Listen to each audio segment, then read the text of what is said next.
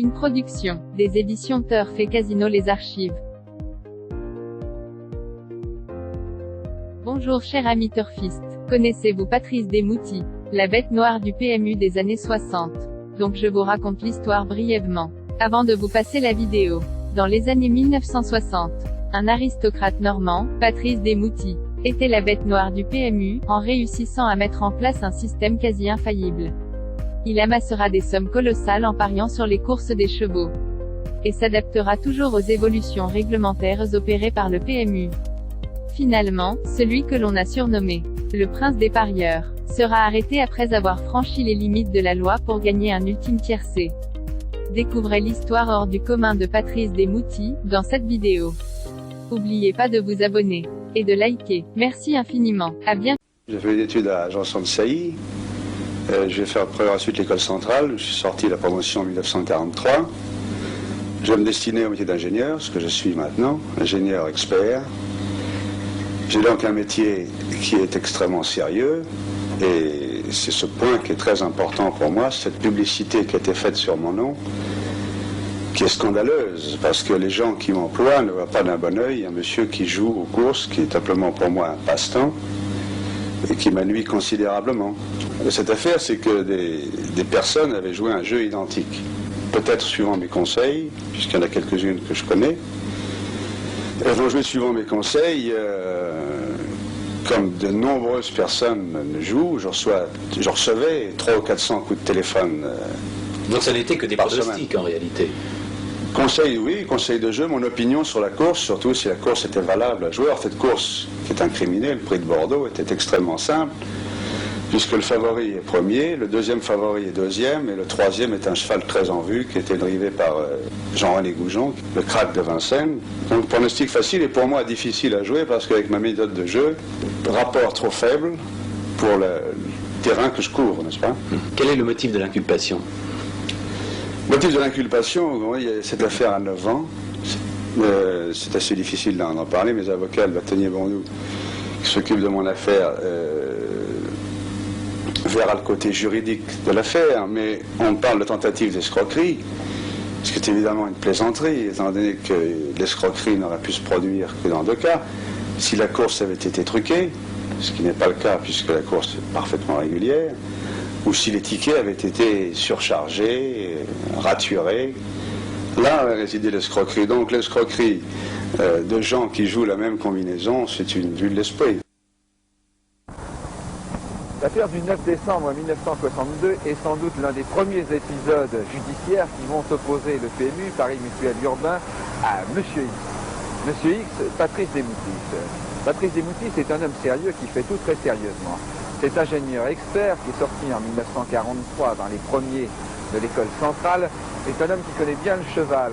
Il est né dans l'Orne, pays de cheval, il a été gentleman, il a monté en gentleman, il était propriétaire de chevaux de course, et puis il s'est intéressé au tiercé. C'était un gros joueur. Pour vous, le tiercé a commencé en 1958. En 58, oui, j'ai commencé avec très peu d'argent. J'avais pas d'argent à l'époque, avec 2000 francs anciens. J'ai fait venir très rapidement en boule de neige 300 000 francs, et fin 58, j'ai gagné 22 300 000 francs. C'était le début des gros jeux. De l'épopée, oui. Et le début des gros jeux, puisqu'en 60, vous investissez régulièrement de grosses sommes pour essayer de gagner une... Il m'est arrivé de jouer cher, et de gagner peu en proportion parce que mon jeu couvre beaucoup de terrain. Et... Oui, vous mettez à jouer 20 millions, puis 30, puis quelquefois 40. Et quelquefois 40. Gagner ou perdre, vous savez que c'est un jeu, par conséquent on peut perdre.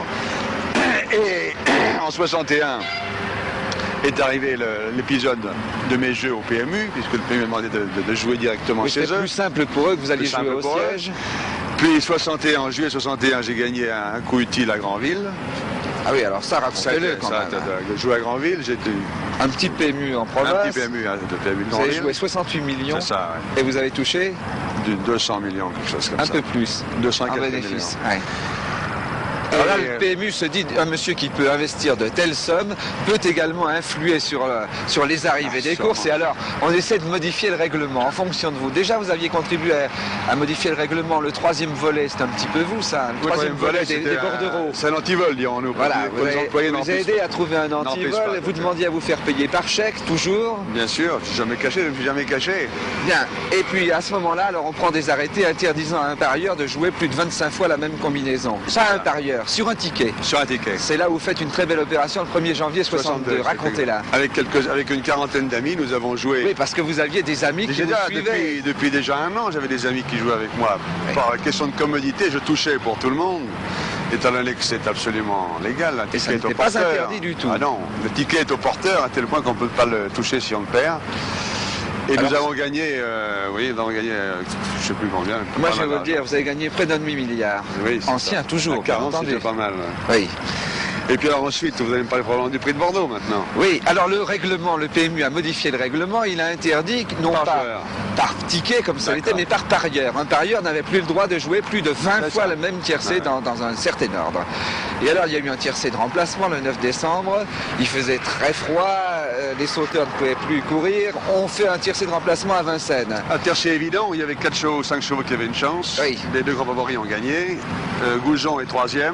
Oui. Rapport extrêmement faible.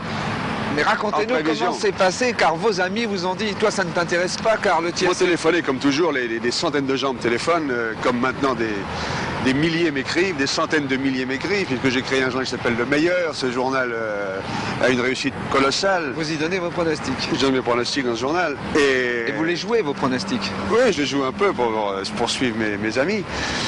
Et alors ce jour-là, les gens m'ont téléphoné. Et dans les 85... Comme tous les autres dimanches, comme tous les jours, 300-400 personnes me téléphonent. Oui. Et ce jour-là, 3 ou 4 de mes amis ou parents m'ont téléphoné. Je leur ai indiqué mon pronostic. Puis ça a fait tache d'huile. Ils ont amené des amis, ils ont téléphoné à des amis. Tout le monde s'est déplacé, a joué en province et a gagné, n'a pas touché. C'est là où le PMU a un petit dossier. Dit, nous, on veut bien croire, mais à notre sentiment, ce sont des hommes de paille, des gens qui connaissent des moutistes. Son beau-frère à Lyon a acheté la veille au jour même 500 carnets de tickets. Monsieur Desmoutis a sorti 400 000 francs, c'est-à-dire 40 millions nouveaux de son compte bancaire. Avant que la course soit décidée à Vincennes, d'ailleurs. Oui, mais vous auriez peut-être monté la même opération, peuvent-ils s'imaginer, à Hauteuil. Toujours.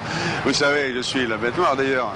Le PMU, on vous appelle, oui, c'est l'ennemi public. Le PMU, d'ailleurs, qui est une maison de jeu, le PMU, qui est une maison de jeu, a trahi la règle d'or des maisons de jeu, qui est la discrétion. J'ai un grand plaisir d'être avec vous, vous êtes très sympathique. Et maintenant c'est fini la discrétion. Oui, d'accord, mais enfin, j'aurais toujours dû garder l'anonymat, vous comprenez, c'est une affaire scandaleuse. Ben, la suite, après ces audiences. Oui, après ces audiences.